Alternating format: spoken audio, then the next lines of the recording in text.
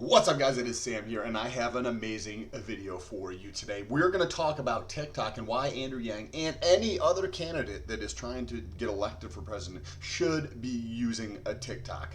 We're going to first talk about my numbers, because when I believe to something or have an idea that something might be taking place, like I go test it out, right? And so we're going to get into my numbers, and then we're going to get into more of the macro numbers around this in terms of the Google search trends and the YouTube search trends around TikTok. And then we're going to take a look at some demographic data on the generationals that are going to be voting, according to Pew Research, in 2020 for the elections. And we're going to talk about all that and tie it all together. So, with that being said, if this is your first time here, what's good? My name is Sam. And for those of you who are returning, it's good to freaking see you. Let's get into it. TikTok is a social media app. It's actually a lot of fun. It's definitely interesting. It's the only social that is audio-centric. So everything that has to be posted has to have audio with it, essentially. And it's a unique twist because it's different than a lot of the other ones. The ease at which a individual can produce and edit content within the app and not using a third-party app to do so is, the barriers are remarkably low to make a relatively well put together TikTok without having to use another app, without having to really, it's not complicated whatsoever to do something like that. And I started TikTok about a year ago, and I didn't really post a ton to it. And then about 70 days ago, right in mid-October, so it's the beginning of January, right in mid-October, I actually decided to commit to it. And I was posting every single day since then, pretty much. Maybe I missed one day or something, but pretty much every single day, but more like 5 to 10 times per day, right? And I wanted to see what the results were. Well, let's take a look at this. So this is my analytics. I can't pull them up on the website. This is how new the company is. The company just launched outside of China in 2017. So they've been around since the company started in 2012, but they just launched outside of China in 2017.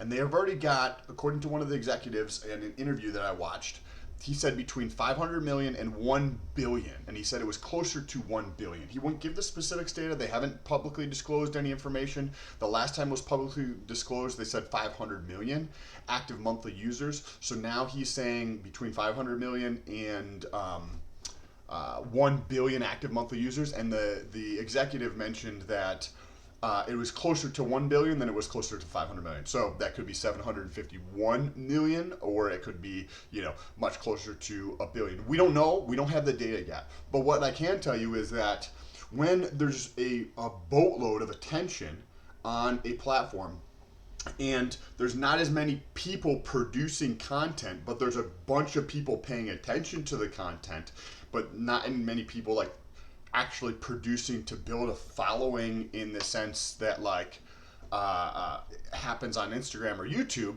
Well, look at this. Over the last 28 days, I've had 1.8 million views, just about. This is just on one platform. It doesn't include Facebook or YouTube or anything else, right? This is just on one platform.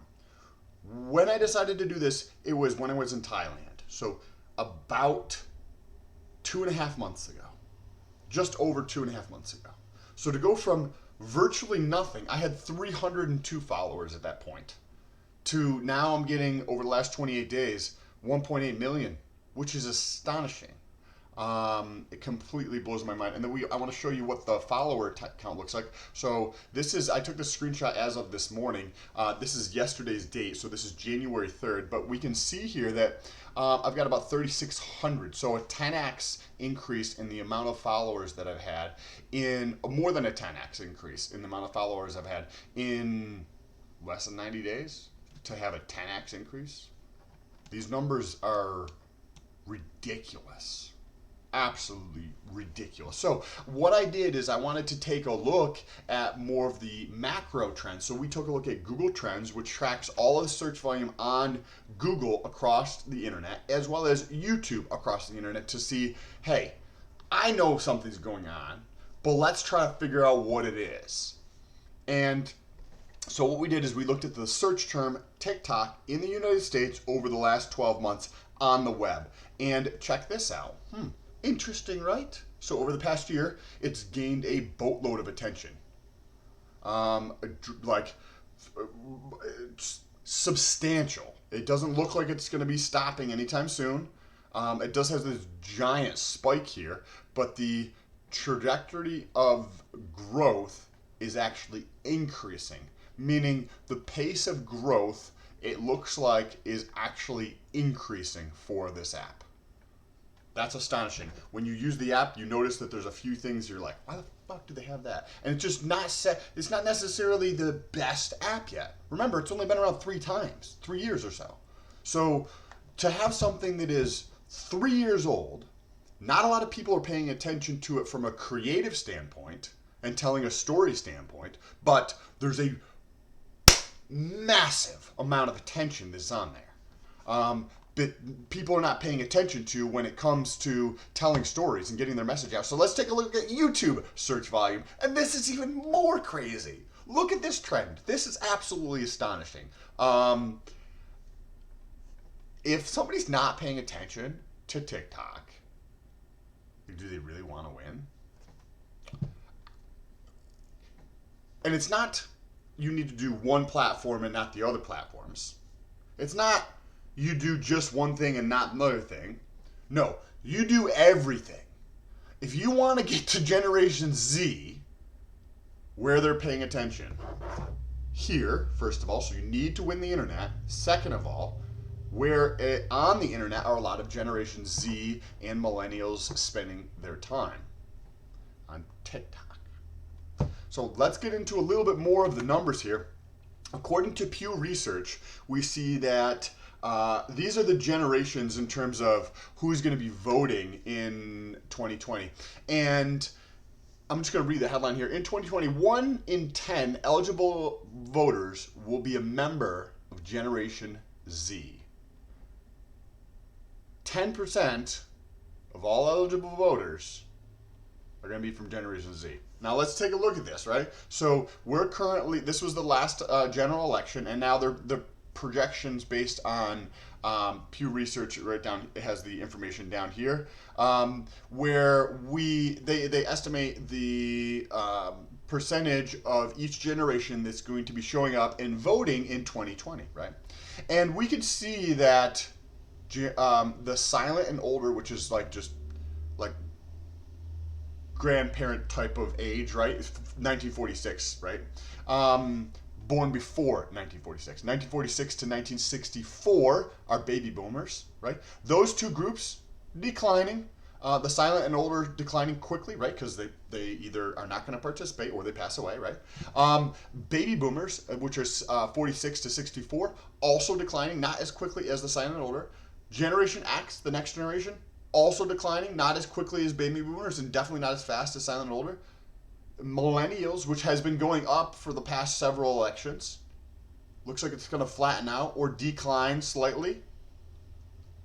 1 out of all the generations has a massive increase in the participation rate that is projected for 2020. And this comes because of the midterm elections in 2018 saw a massive increase, right, in turnout. So these numbers are going to be very, very interesting. I actually think that we could have an increase in participation for millennials and Gen X and possibly boomers, but more so, if I had to guess, I would say Gen X and millennials probably could actually, instead of having a decline, see an increase in participation, just because I feel like there's a lot more involvement in this election than I've seen in any other election. But what is really interesting is that Generation Z, the population size for Generation Z is over 90 million. The next closest generation is baby boomers.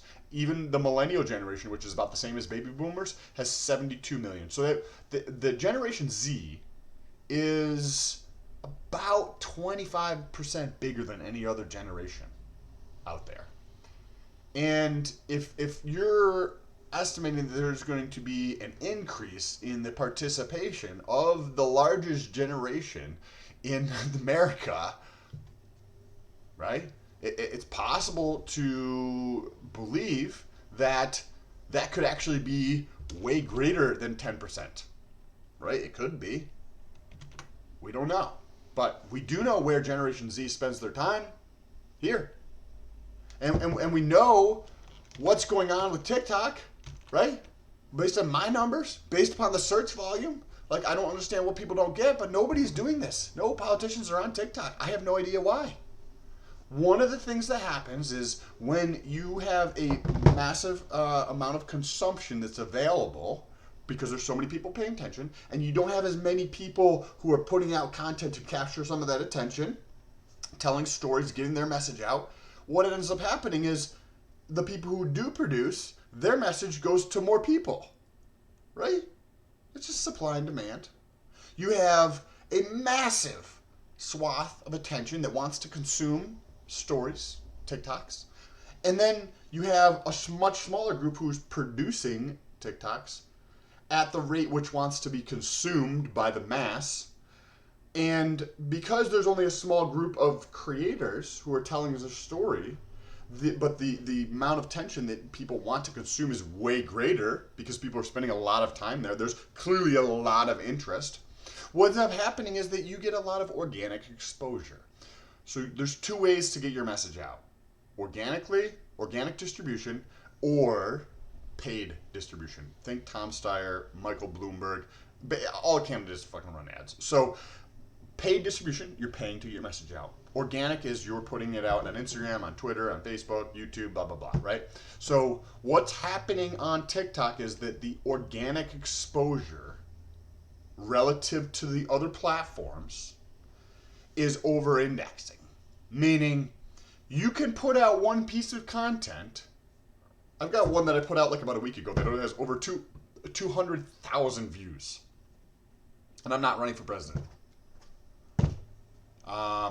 So to be able to put out a piece of content and get 200,000 views on TikTok and 2 million over the last 28 days, it took me 5 years to get to 1 million on YouTube, to give some perspective.